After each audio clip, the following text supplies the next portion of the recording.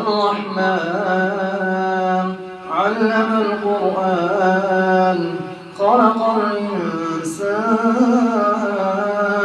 علمه البيان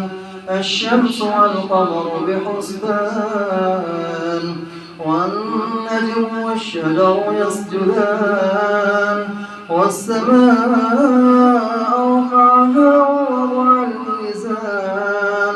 ألا تطغوا في الميزان وأقيموا الوزن بالقسط ولا تخسروا الميزان والأرض وضعها للأنام فيها فاكهة والنخل ذات الأكمام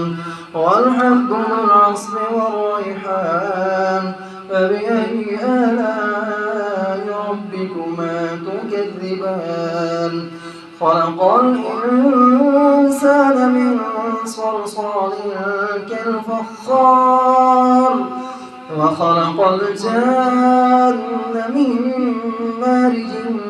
من نار فبأي آلاء ربكما تكذبان رب المشرقين ورب المغربين فبأي آلاء ربكما تكذبان مرج البحرين يلتقيان بينهما برزخ لا يبغيان فبأي آلاء ربكما تكذبان يخرج منهما اللؤلؤ والمرجان فبأي آلاء ربكما تكذبان وله الجوار المنشآت في البحر كالأعلام فبأي آلاء ربكما تكذبان كل من عليها فان كل من عليها فان كل من عليها فان ويبقى وجه ربك ذو الجلال والإكرام فبأي آلاء ربكما تكذبان يسأله من في السماوات والأرض كل يوم هو في شأن فبأي آلاء ربكما تكذبان سنفرغ لكم أيها الثقلان فبأي آلاء ربكما تكذبان يا معشر الجن والإنس إن استطعتم أن تنفذوا من أقطار السماوات والأرض فانفذوا لا تنفذون إلا بسلطان فبأي آلاء ربكما تكذبان يرسل عليكما شواظ من نار ونحاس فلا تنتصران فبأي آلاء ربكما تكذبان فإذا انشقت السماء فكانت وردة كالدهان فبأي آلاء ربكما تكذبان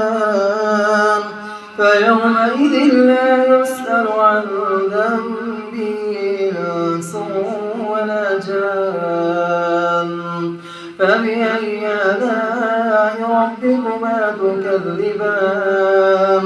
يعرف المجرمون بسيماهم فيؤخذ بالنواصي والأقدام فبأي آلاء ربكما تكذبان هذه جهنم التي يكذب بها المجرمون يطوفون بينها وبين حميم آن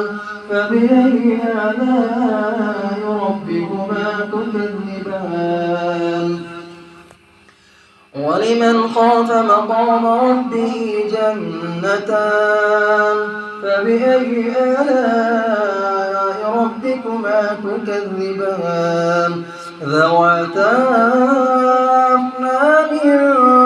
فبأي آلاء ربكما تكذبان فيهما عينان تجريان فبأي آلاء ربكما تكذبان فيهما من كل فاكهة زوجان فبأي آلاء ربكما تكذبان متكئين على فرش بطائنها من استبرق وجنى الجنتين دان فبأي آلاء ربكما تكذبان فيهن قاصرات الطرف لم يطمثهن إنس قبلهم ولا جان فبأي آلاء ربكما تكذبان كأنهن الياقوت والمرجان فبأي آلاء ربكما تكذبان هل جزاء الإحسان إلا الإحسان فبأي آلاء ربكما تكذبان ومن دونهما جنتان فبأي آلاء ربكما تكذبان مدهامتان فبأي آلاء ربكما تكذبان فيهما عينان نضاختان فبأي آلاء ربكما تكذبان فيهما فاكهة ونخل ورمان فبأي آلاء ربكما تكذبان فيهن خيرات حسان فبأي آلاء ربكما تكذبان حور مقصورات في الخيام فبأي آلاء ربكما تكذبان لم يطمثهن إنس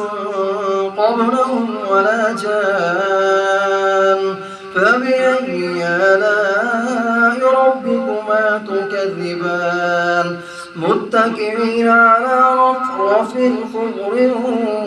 وعبقري حسان فبأي آلاء